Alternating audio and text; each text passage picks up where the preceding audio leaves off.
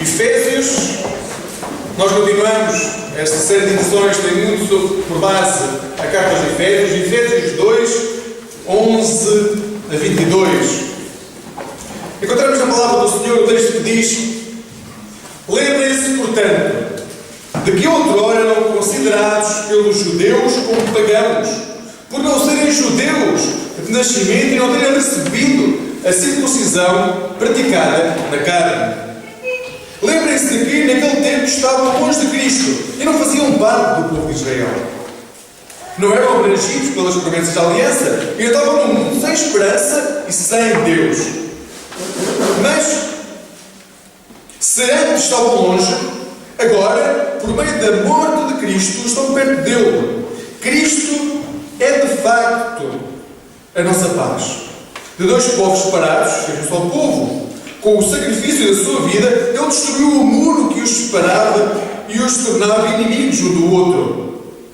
Aboliu a lei judaica com os seus regulamentos e decretos para, a partir de judeus e não-judeus, formar uma humanidade nova, em união com ele, fazendo a paz, a fim de os reconciliar com Deus, peço desculpa, num só corpo, por meio da sua cruz, destruindo por ela o ódio que os dividia. Cristo veio, portanto, anunciar a boa nova da paz, tanto aos que, como vós, estavam longe, como também aos que estavam perto.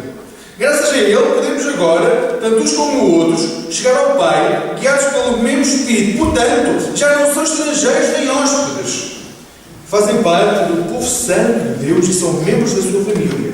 Formam um único edifício, que tem por alicerce os apóstolos e os profetas, do qual Cristo Jesus é a pedra principal. É em Cristo que todo o edifício está seguro e cresce até se transformar num templo consagrado ao Senhor. É igualmente em Cristo que fazem parte deste edifício, que é a casa onde Deus habita pelo seu Espírito. Até aqui a palavra, irmãos, que agora seguir para a continuação. Vamos orar a Deus.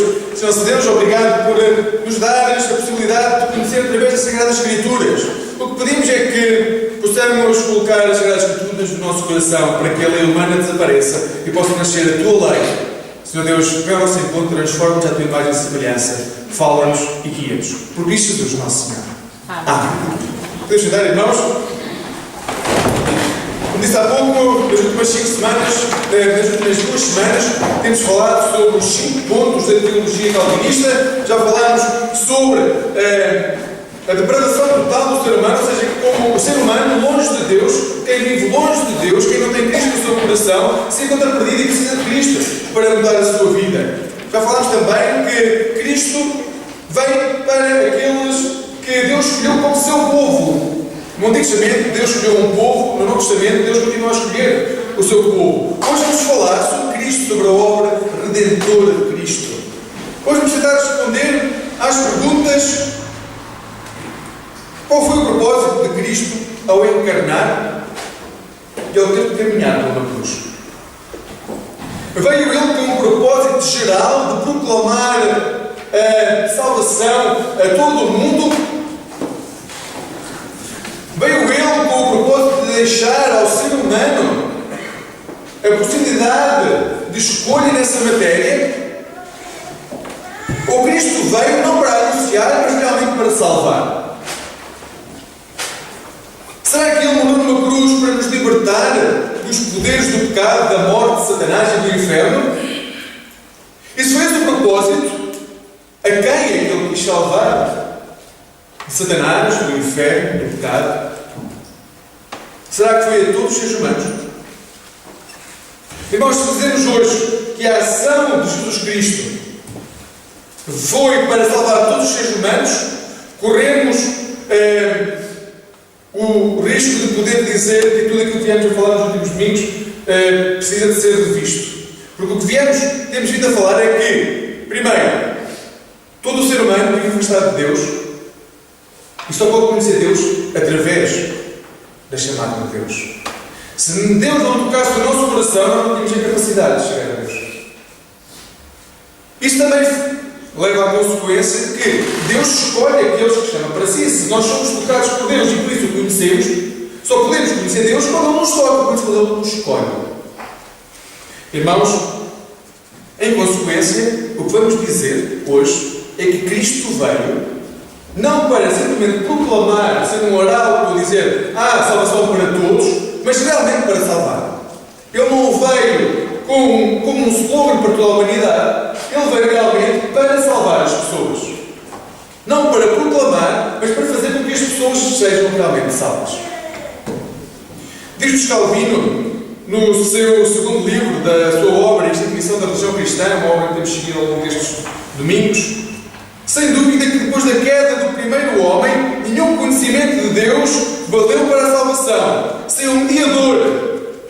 Pois, quando diz que a vida eterna é conhecer ao Pai como o único Deus verdadeiro em Jesus Cristo, a quem Ele enviou, fala não apenas para o seu tempo, mas para todos os séculos.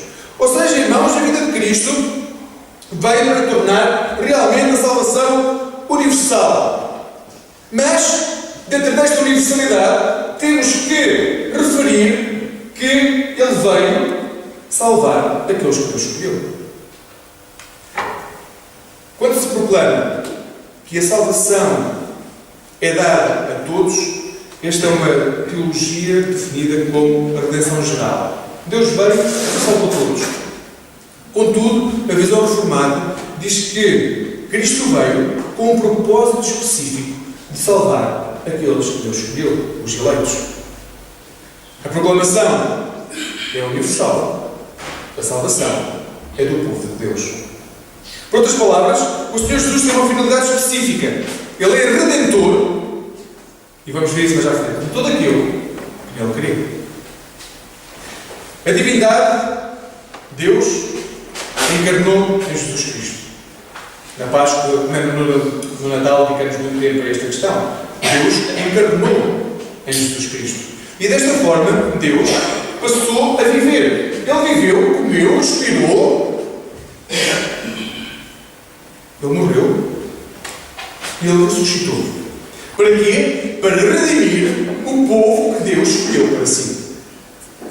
Para redimir, uma vez mais, todo aquilo que Ele queria.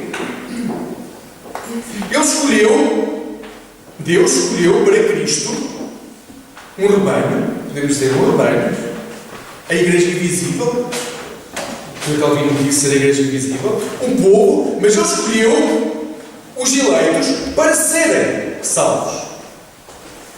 Mais uma vez, irmãos, para compreender este ponto, vamos voltar aos pontos anteriores. Primeiro, longe de Cristo, todos nós vivemos afastados da vontade de Deus. Voltamos a referir, irmãos, nós podemos ser boas pessoas, nada influencia isso, não precisamos ser cristãos para ser boas pessoas, não precisamos ser cristãos para ser bons pais, não precisamos ser cristãos para ter um bom coração, mas precisamos de Cristo para sermos cristãos. Precisamos de Cristo para descobrirmos o caminho para Deus, porque Cristo é o único caminho para Deus. Por isso, quando não temos Cristo no coração, o que acontece, irmãos, é que vivemos segundo a vontade deste mundo. E viver segundo a vontade deste mundo não nos leva à vontade de Deus. E só podemos conhecer a vontade de Deus quando Ele toca o nosso coração. Quando nós sentimos uma chamada de Deus para lhe responder, podemos ter a certeza que já fomos tocados, já fomos escolhidos para ser seu povo. Isso significa que somos todos escolhidos no mesmo dia, à mesma altura? Não, irmãos. Nós não sabemos quando é que somos escolhidos. Nenhum de nós sabe quando é que os nossos familiares vão ser escolhidos, se vão ser escolhidos. Isso cabe unicamente ao nosso Deus.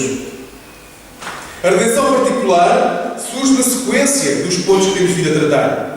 Se Deus escolhe desde sempre o seu povo, Ele, quando envia Jesus Cristo, é para que o seu povo possa conhecer como se relacionar com Ele.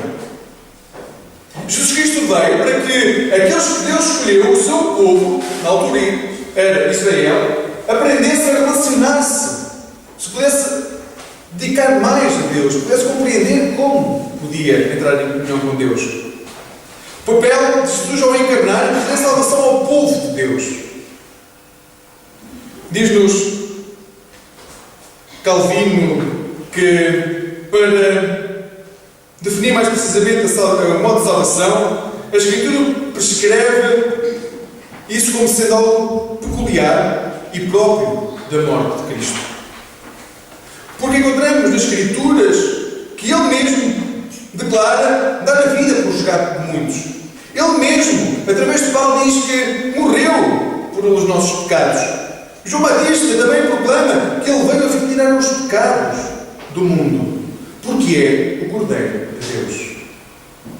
Noutro lugar, Paulo declara que fomos justificados gratuitamente, por ser da redenção que há em Cristo, porque fomos propostos através de um mediador e reconciliador, que é o sangue de Cristo. Aquele que não conhecia pecado fez pecado por nós, para que nós fôssemos feitos justiça aos olhos de Deus. Irmãos, o propósito de Deus é salvar aqueles que o aceitam, que o querem conhecer, porque nós só podemos conhecer Deus através de Cristo. É essa a obra de Cristo. Ele veio para nos salvar, irmãos. No texto que hoje lemos, Efésios 2, 11 e 22, podemos ver como houve um tempo em que estivemos longe de Deus. Nós estivemos longe de Deus. Houve um tempo em que não éramos, não pertencíamos ao povo de Deus. Mas hoje temos a convicção clara que somos povo escolhido. Hoje somos povo de Deus. Porquê? Porque sentimos no coração a chamada de Deus para sermos veículos, instrumentos na sua mão. Irmãos, o texto de hoje diz-nos que nós fomos formados para quê? Para ser um edifício que tem por alicerce os apóstolos, os profetas, ou seja, as Escrituras, mas no qual a pedra principal é Cristo Jesus. É em Cristo que todo o edifício está a ser e cresce até se formar num tempo consagrado ao Senhor. Ou seja, os apóstolos, os profetas, vieram anunciar a palavra de Deus. Mas Cristo é a pedra angular, a pedra principal que sustenta todo o edifício. E é aí, irmãos, que nós nos transformamos em Igreja de Cristo. De forma abreviada, Deus ama realmente a humanidade. Deus ama todo o mundo. Isto não está em questão. Mas Deus escolheu homens e mulheres para serem seu povo. E Ele continua a escolher. Uma vez mais, não nos cabe a nós dizer quem são esses homens e essas mulheres. Mas temos que afirmar hoje que essa escolha pertence unicamente a Deus. A sua soberania, o seu poder, dá-lhe esse direito e esse facto pertence unicamente a Ele. Irmãos, quando falamos de redenção particular, obviamente que nascem alguns problemas, porque normalmente diz que há textos bíblicos que dizem que a salvação é para todos. Se pudermos ver alguns, isso pode-nos ajudar, irmãos. Por exemplo, 1 Timóteo 2, 5 e 6. 1 Timóteo 2, 5 e 6 diz-nos que há um só Deus e um só mediador entre Deus e os homens, Jesus Cristo, que é o homem e deu a sua vida, diz o texto, por todos. 1 Timóteo 2, 5 e 6. Como é que interpretamos a palavra todos? Será que todos significa que todos foram salvos, ou que Deus veio para salvar todos? Antes de entrarmos neste texto, convém referir, por exemplo, o uso que se faz da palavra todos em Joel e depois no dia de Pentecostes. No livro de Joel, e aqui depende das versões, mas a nossa versão é Joel 3:1, diz-nos o texto que derramarei o meu Espírito sobre toda a carne. Os vossos filhos e filhas serão profetas, os vossos anciãos e os vossos jovens terão sonhos e visões. Primeiro, Joel 3:1. Mais tarde, Pedro, no dia de Pentecostes, vai aproveitar este texto para dizer que o Espírito Santo será derramado sobre aqueles que estão presentes. Mas será derramado sobre quem, irmãos? Diz-nos Atos, capítulo 2, versículos 38 e 39. E disse Pedro: arrependei-vos, e cada um de vós seja batizado no nome de Jesus Cristo para perdão dos pecados. E então recebereis o Espírito Santo. Quem é todos? Aqueles que se arrependerem e confessarem Jesus Cristo. O todos de Joel, sobre toda a carne, esta toda a carne, quem é? É aqueles que aceitam, se arrependem e aceitam Jesus Cristo. Porque é sobre eles que o Espírito Santo será derramado. Por isso, irmãos, quando falamos de todos, estamos a referir-nos aqui. Voltando então a 1 Timóteo 2, 5 e 6. O que significa deu a sua vida por todos? Quem são estes todos? Existem várias possibilidades, irmãos. Isto pode significar que deu a sua vida em resgate por todos aqueles que foram escolhidos por Deus. Todos aqueles que pertencem ao povo de Deus. Todos aqueles que Deus quer salvar. Todos os crentes. Todos aqueles que são filhos reais de Deus. Mas também pode significar que deu a sua vida em resgate por todos, todo o género de pessoas. Pobres e ricos, reis e escravos, médicos e aprendizes, jovens e anciãos. Não há barreiras para a salvação. Ou seja, derramou o seu Espírito sobre todos. Deu a sua vida por todos. Se isto significasse, como se pode também, como alguns defendem, que se trata de uma salvação dada a todos os seres humanos, sem exceção, então a morte de Cristo, irmãos, não teria valido nada. Se Deus mandou o seu Filho para uma cruz, sabendo que todos seriam salvos, isto foi um ato de crueldade de Deus para com o seu Filho. Se a sua essência é, à partida, tendo em conta que Deus sabe o que se vai passar no futuro, que todos sejam salvos, então estamos a dizer que Deus foi cruel com o seu Filho, porque não precisava de ter enviado para que todos sejam salvos. Ele enviou o seu Filho exatamente para que aqueles que creem nele possam ser salvos. Irmãos, os reformadores tinham uma frase, no século XVI, usava muita frase de que a morte expiatória, ou seja, a morte de Cristo numa cruz, é suficiente para todos, mas é só eficiente para os eleitos. É suficiente porque o amor de Deus é enorme e é suficiente para todos, mas só aqueles que aceitam Jesus Cristo é que podem sentir os benefícios da morte de Cristo. Ou seja, Deus amou o mundo, e vamos ver nesse texto, podemos abrir, João 3,16, porque Deus amou o mundo de tal maneira que enviou o seu Filho. Ou seja, Ele amou o mundo, enviou o seu Filho. Mas é importante ler o resto do versículo, irmãos, que dizem: enviou o seu Filho unigênito para que todo aquele que nele crê não pereça, mas tenha a vida eterna. Desculpa estar a usar a versão. Ele amou o mundo realmente de tal maneira que enviou o seu Filho, mas foi para um sentido específico. Para que todo aquele que nele crê não pereça, mas tenha a vida eterna. Deus amou realmente o mundo, Deus ama o mundo, Deus ama todos os homens e mulheres, mas a obra de Cristo se faz real naqueles que creem em Cristo. Naqueles que aceitam Jesus Cristo como Senhor e Salvador. É a única forma de Cristo operar na vida das pessoas. Porque senão, irmãos, como podemos interpretar os versículos que vêm a seguir? Porque Deus enviou o seu Filho ao mundo não para que o condenasse, mas para que o mundo fosse salvo por ele. Mas depois continua: quem crê nele não é condenado, mas aquele que não crê já está condenado porque não crê no unigênito Filho. Aquele que não crê já está condenado. A obra de Cristo é para todo aquele que crê. E aqui, irmãos, podemos encontrar a grande missão que a Igreja tem pela frente. Obviamente que podemos ficar tranquilos porque Jesus Cristo vai salvar o povo de Deus. Nós podemos dizer: nós somos o povo de Deus. Isso pode nos dar esperança também, porque podemos dizer que, não sabendo nós quem vai ser salvo, aqueles que nos são próximos poderão ser salvos no futuro, se Deus o queira. Mas acima de tudo, irmãos, porque esta visão dá uma grande responsabilidade à Igreja de levar o nome de Cristo a todo o mundo. Porque Cristo vai nos usar como seus instrumentos para que aqueles que Ele quer tocar sejam tocados. Deus criou o mundo e o que é que disse ao homem que trabalha nele? E disse ao homem para trabalhar no mundo antes da queda. Deus chama-nos hoje, a cada um de nós, para trabalharmos, para levarmos o nome de Cristo a quem não conhece. Isto não desresponsabiliza a Igreja, muito pelo contrário, dá-lhe uma enorme responsabilidade a todos os crentes de levarem o nome de Cristo a este mundo.